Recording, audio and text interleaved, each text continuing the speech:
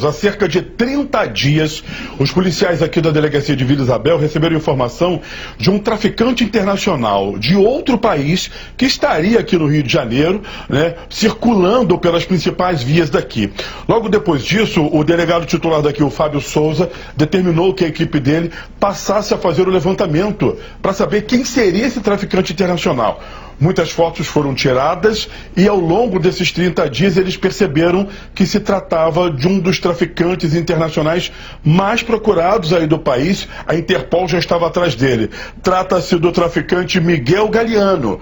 Ele que foi responsável, teria sido mandante no ano passado, em maio do ano passado, para que o pessoal que pertence à organização criminosa que ele lidera assassinasse um promotor de justiça, o Marcelo Peck. Para falar do assunto, a gente conversa aqui com o delegado nesse momento ao vivo. Doutor, primeiro, parabéns para o senhor, para toda a sua equipe, por essa expertise aí de conseguir fazer um levantamento e prender esse homem. Um traficante internacional muito procurado, e vocês já tinham feito o levantamento que o objetivo dele era começar a atuar também aqui no Brasil, né?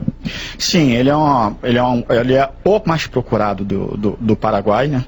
E ele iniciou nessa atividade dele criminosa como advogado. Ele advogava para grandes traficantes do Paraguai. E aí, com esse contato, ele acabou sendo ele o maior traficante do Paraguai. E aí, depois dessa morte do promotor, do qual ele é acusado de orquestrar toda essa empreitada criminosa que foi cometida de forma muito bárbara, ele veio para o Brasil, mas não para fazer residência. O objetivo dele era criar laços, fazer os seus contatos aqui no Brasil, inicialmente no Rio de Janeiro, e depois em todo o país, porque ele queria ser também o maior fornecedor de drogas aqui do Brasil. Eu vou chamar a Isabelle Benito, que está no estúdio. Isabelle, o Miguel Galiano, ele já foi levado para o presídio ali em Benfica, que é a porta de entrada para o sistema penitenciário aqui no Rio de Janeiro, aguardando também os trâmites legais aí para a questão da extradição dele para lá, porque já havia mandado de prisão expedido contra ele. O doutor está aqui, Fábio, para conversar também com você a partir de agora, Isabelle Benito. Doutor Fábio, não tem nem palavras diante de uma prisão como essa, não é nem sobre a prisão, não é nem palavras de parabéns ou algo assim. Porque realmente, polícia, a gente espera que pegue o bandido, seja ele o maior, mas assim, eu estou observando aqui, não é só você cumprir um papel. Realmente o que vocês fizeram foi você desmantelar um cara que não só era procurado pela Polícia Internacional, como era, tá aí a imagem dele saindo preso, escondendo a mão, mas saindo preso da delegacia de vocês, mas não só você pegar uma pessoa que tem imagens do crime bárbaro, que a Rafaela Coutinho, nossa produtora, vai trazer na reportagem do Caio aqui, não só a imagem de ser um assassino ou de ser um maior traficante internacional. O que vocês fizeram foi muito além, e isso é uma segurança pública que eu tenho orgulho de carimbo carioca. É você cortar a asa do vagabundo, seja ele de fora do estado do Rio, ou seja ele de fora do Brasil, que acha que pode vir aqui pro Rio de Janeiro, que é terra de ninguém. Não só, ele não estava se escondendo, ele matou um promotor, ele era procurado pela Polícia Internacional. Detalhe, ele não estava se escondendo só.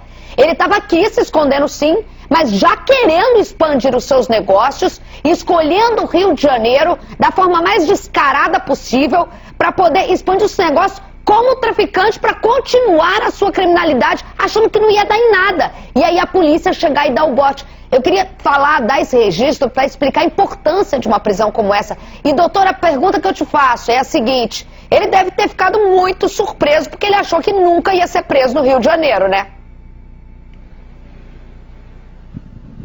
Sim, a grande importância da prisão dele nesse momento foi que a gente não deixou iniciar algo que seria muito nefasto para a nossa sociedade. Seria muito, muito ruim isso para o Rio de Janeiro e para todo o Brasil se a gente tivesse aqui uma espécie de um capo de tráfico de drogas. Então, essa ação, ela impediu isso desde o início, matou o mal pela raiz, como se costuma falar. Ele realmente não esperava ser preso aqui, até porque andava com roupas naturais, bermuda, enfim, estava aqui como se tivesse um morador comum, né? Então ele não esperava ser preso aqui, ser identificado e ser preso. Então, assim, o nosso trabalho de inteligência foi muito bem feito.